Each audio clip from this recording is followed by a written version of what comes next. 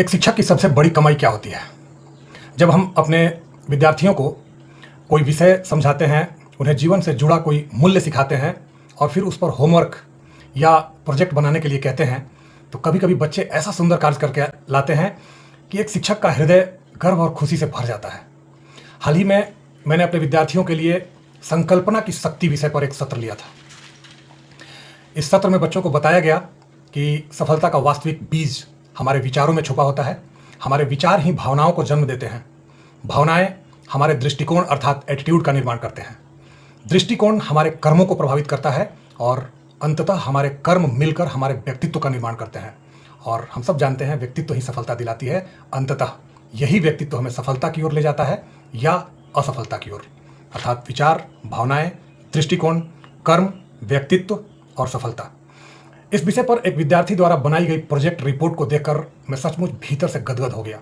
यह देखकर बहुत प्रसन्नता हुई कि बच्चे कितनी सहजता से इन गहन जीवन मूल्यों को समझ पा रहे हैं और उन्हें अपनी भाषा में अभिव्यक्त भी कर पा रहे हैं।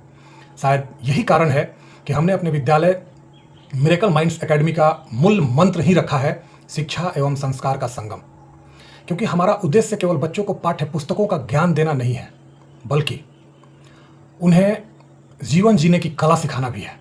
इसलिए नियमित रूप से जीवन कौशल, मूल्य शिक्षा, नेतृत्व क्षमता, सकारात्मक सोच, आत्मविश्वास, भावनात्मक संतुलन और चरित्र निर्माण जैसे विषयों पर विशेष सत्र आयोजित किए जाते हैं, ताकि बच्चे केवल अच्छे नंबर लाने वाले विद्यार्थी ही नहीं बल्कि एक अच्छे इंसान भी बन सके। आज हमारी शिक्षा व्यवस्था का अधिकांश ध्यान साइंस, मैथ्स या अकादमिक उपलब्धियों पर केंद्रित हो गया है। निसंदेह ये विषय बहुत महत्वपूर्ण है, लेकिन जीवन को सफल, संतुलित और सार्थक बनाने वाले सिद्धांत भी उतने ही आवश्यक है। दुर्भाग्य से अनेक बच्चों को वह ज्ञान नहीं मिल पाता है। उन्हें अपने विचारों को नियंत्रित करना, चुनौतियों का सामना करना, सही निर्णय लेना और मजबूत चरित्र का निर्माण करना सिखाया नहीं जाता है।